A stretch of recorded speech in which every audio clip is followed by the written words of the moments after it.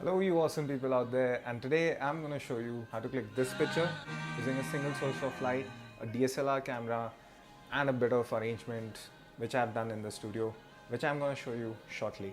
So let's just back this up and I'm going to show you what all equipments I've used for this shoot and to attain that image. Also after that, let's get on to the dial settings of the camera as well as the light which I've been using, and we'll get on to that right away. Okay guys, right now I'm shooting on my phone, which is the iPhone 11 Pro. I've got this main camera over here, which is the Canon 60 Mark II. It's got a touch articulating screen, which helps a lot during these portrait kind of shoots. We're gonna get onto the details of how to do the settings on this camera. Before that, I just wanted to show you this kind of a makeshift studio which I just made. That's my light, the main light from DigiPro. It's an LED light which comes with 2 batteries, and here's the battery indicator over here.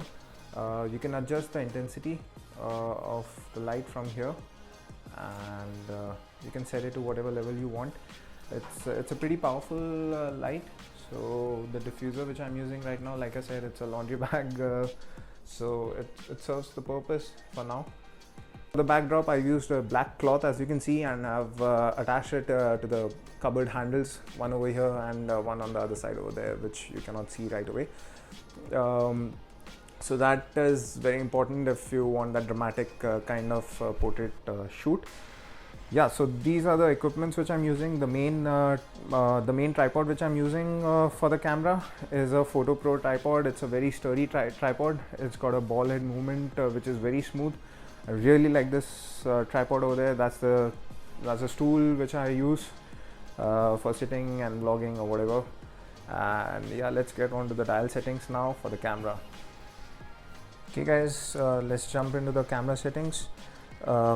What you want to do is you want to make sure that you're in the manual mode, which is shown over here, and you want to make sure that you have initiated a countdown of 10 seconds or 2 seconds. I was setting up in 2 seconds because 10 seconds takes a lot of time since I was very close to the camera, so it worked out for me. So 2 seconds works for me. You guys figure it out. Come to the shutter speed. Now although the camera is on a tripod, you want to make sure that the shutter speed is not very slow. If you keep it on 8, 15, people have the tendency that it's on the tripod, so let me pull down the shutter speed as much as I can.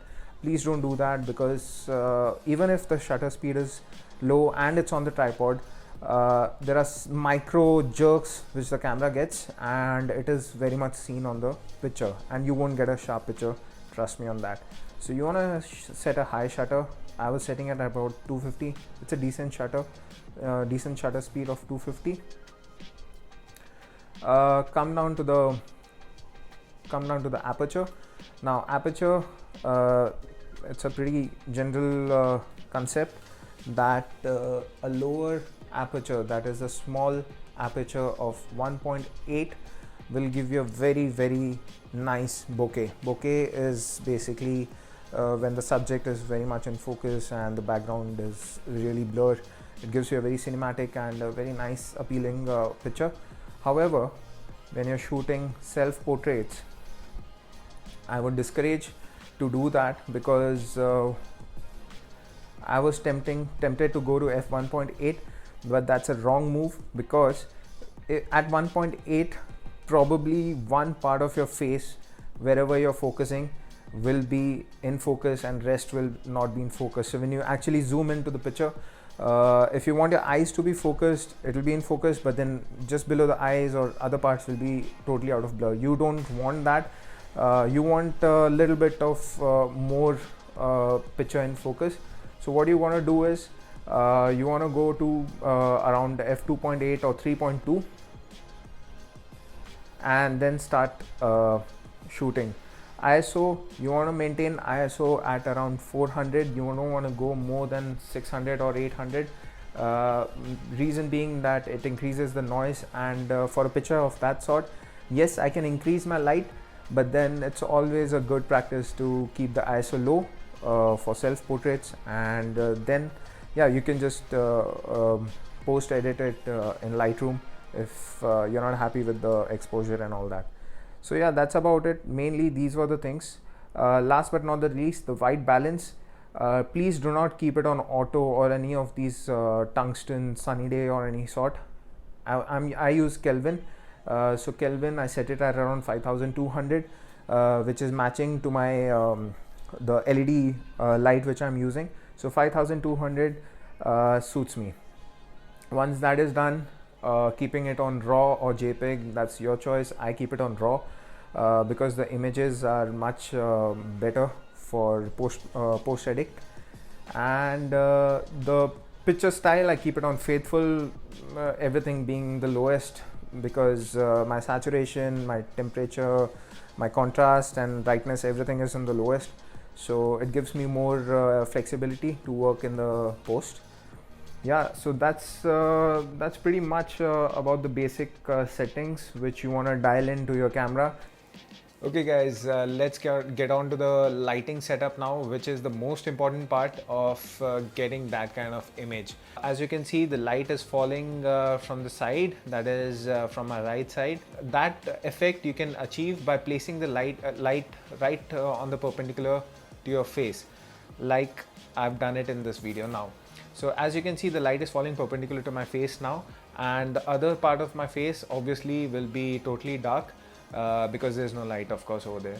So this is the kind of dramatic look which I was looking for in that image, and I achieved by doing this. There's another way. There are a couple of other methods of lighting up your face or the subject. So now I'm going to show you how it looks when the light is coming almost 45 degrees to your face. And this is how your subject will be lit up when the light is coming at about 1 o'clock or 45 degrees to your face. So as you can see, more part of your other side of the face is lit up. So this also you can keep experimenting with the position of the light. And now I'm going to show you how it's going to look when it's right above my face. Okay guys, as you can see, the light is right above my face now, and I'm getting these raccoon eyes or the panda eyes or whatever you call. Basically what I'm trying to say is all the contour of your face is gonna cast a shadow over your face, and this kind of light is used in you must have seen in cinemas where they're interrogating the person, or when they want to have a very intense scene. So that's where they use this kind of lighting. Okay guys, so that was it. That was the whole camera setup, the camera setting, the lighting setup, and the kind of light which I've used for attaining that image. I've explained all of that in this video. So do let me know in the comment section if you want to see the editing part of this video. I do all my editing in the Adobe Lightroom. So let me know if you want to see that. So I'm going to make a video of that again. Also let me know in the comment section if this video has helped you in any way. It'll be really awesome to know that. Until then, stay home and stay safe.